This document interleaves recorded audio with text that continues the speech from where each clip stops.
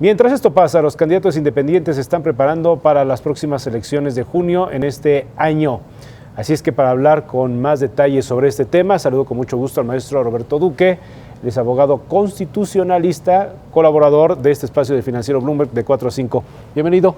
Héctor, gracias por la invitación, por estar con tu auditorio. Bueno, pues aquí hemos platicado con Pedro Ferriz, por ejemplo, que ha anunciado su aspiración a buscar una candidatura independiente.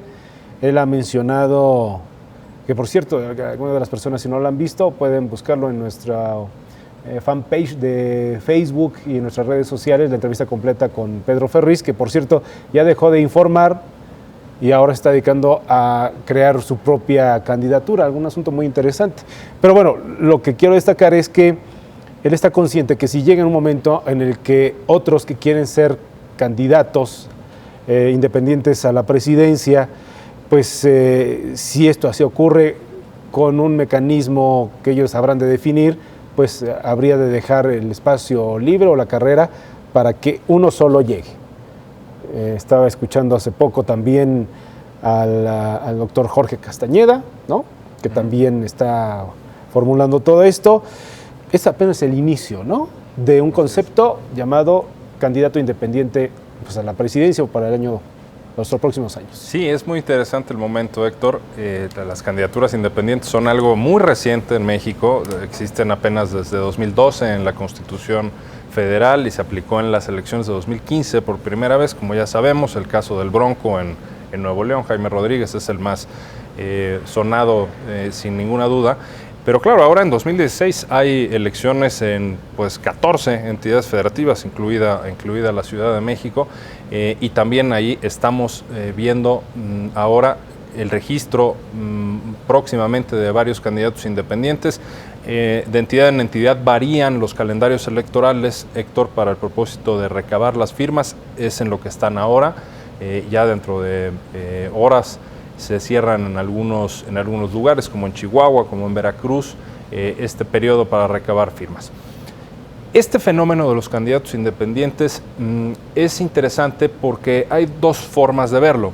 Una, que las candidaturas independientes en realidad no son más que un tipo de partido político encubierto, un tipo de partido político que se ostenta como independiente de la partidocracia corrupta, pero que en esencia es un partido político porque es una congregación de ciudadanos. Esa es la tesis, yo te diría, la tesis de José Woldenberg, por ejemplo, está en ese extremo. Partidos políticos enmascarados, esos son las candidaturas. Pero individuales.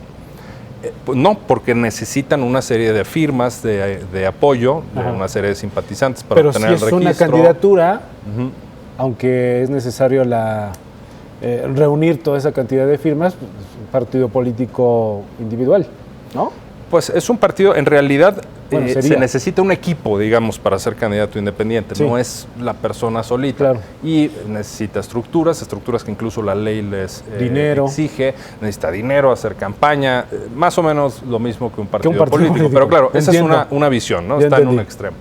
En el otro extremo está la visión, tal vez de Jorge Castañeda, que tú mencionabas, en la que la candidatura independiente pues es una maravilla de los derechos políticos, porque entonces los ciudadanos, al margen de los partidos, pueden postularse para cargos de elección popular. Creo que las dos tienen parte de verdad, y lo que la experiencia nos ha enseñado, concretamente el año pasado, en 2015, es que estamos en algún punto por ahí intermedio. Algunos de los candidatos independientes, insisto, más vistosos, como el caso del Bronco, como el caso de Alfonso Martínez en Morelia, Michoacán, que es el presidente municipal por la vía independiente de Morelia. Cloutier en la Cámara de Diputados. Son personajes que estaban ligados a los partidos políticos hasta hace poco, ¿no? Sí. Fíjate, personajes que ganaron notoriedad debido y gracias a los partidos políticos, personajes que eran militantes partidistas profesionales, y de pronto, en el caso del Bronco o en el caso de Morelia, se retiran de la militancia partidista muy poquito tiempo antes, porque no obtuvieron tal vez la candidatura en sus partidos, y entonces se salen y comienzan a presentarse, a ostentarse como independientes, cuando en realidad, pues hombre, se están quejando de la partidocracia a la que hace 5 minutos pertenecían, Héctor. Sí, entonces, tenemos casos de esos. Y hay otros casos, como el de Kumamoto, este diputado local en Jalisco, que ese sí no tenía vínculo alguno con partidos políticos, sí surgió de la sociedad civil, hizo un trabajo en redes sociales espléndido, en fin, personajes de la sociedad civil. Entonces, creo que es una buena idea distinguir entre unos y otros. Hay de candidatos independientes a candidatos independientes, creo yo. Ahora, tal vez uno de los acontecimientos que apuntan más a esta pseudo-independencia, que no son demasiado independientes a los partidos que digamos, los candidatos independientes, pues es esto que mencionaba precisamente Ferriz de Con, Jorge Castañeda, que dicen, no, para el 2018 unámonos todos los aspirantes a ser candidatos independientes, sumando de alguna manera nuestras simpatías y que sea uno solo para no fragmentar, para no dispersar a ese segmento del electorado harto de los partidos. Pues perdón, Héctor, pero hay una palabra para describir un club de aspirantes a candidatos independientes como el que propone crear Castañeda. Es partido político. O sea, justo esta agrupación de aspirantes, a lo mejor no de nombre legal, sí, pero sí de facto, son partidos políticos y así operan. Entonces, en efecto, es interesante el contexto porque se está viendo que apuntan las candidaturas independientes ya desde ahora, faltan 3 años, a la presidencial de 2018. Para la elección intermedia que le llaman de este año y la cantidad de procesos que tú has enumerado, Roberto, y para que la ciudadanía que nos está siguiendo a través del Financiero tenga en cuenta, ¿se verán nombres de candidatos independientes para presidentes municipales? ¿Para gobernadores, diputados locales y gobernadores, y también para integrantes de la Asamblea Constituyente de la Ciudad de México? De la Ciudad de México. Siempre y cuando logren distintos requerimientos, como la reunión de firmas. Exactamente, un número determinado de firmas que fija cada legislatura local. Ahí lo que ha dicho la Suprema Corte es que cada legislatura local tiene un margen en el que puede moverse, un margen, digamos, de libertad, siempre y cuando no sean desproporcionados los requisitos. Sí. Ha habido entidades federativas, Puebla, por ejemplo, que en su momento puso requisitos altísimos para ser candidato independiente.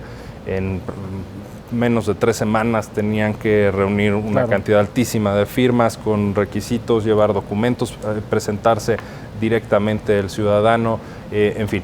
Y eso fue revocado por la Suprema Corte de Justicia, de modo que cada entidad federativa, Héctor, tiene su propia configuración, están entre el 2%, 3% los porcentajes, más o menos en eso oscila la mayor parte de ellos, y es lo que estamos por ver ahora. Sí hay personajes que ya, José Luis Barraza, por ejemplo, en Chihuahua, que ya dice haber reunido los requisitos, en fin, y algunos otros, de modo tal que estaremos viendo estos registros en próximos días, y yo simplemente a lo que insto es pues hacernos la pregunta: ¿qué tan independientes son los candidatos independientes? Claro, pero es que también entramos ahí en una vieja discusión en donde la ciudadanía tiene que prestar mucha atención a quién es quién, qué nombre, qué apellido, qué antecedentes tiene, ¿no?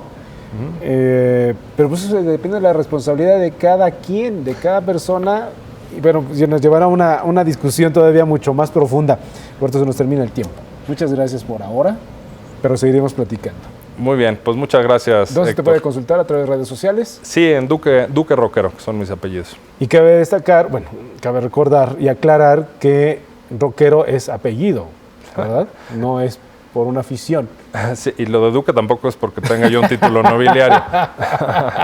Así es. Muy bien, gracias, Roberto. Un placer, Héctor. Muchas gracias. Momento de hacer una pausa.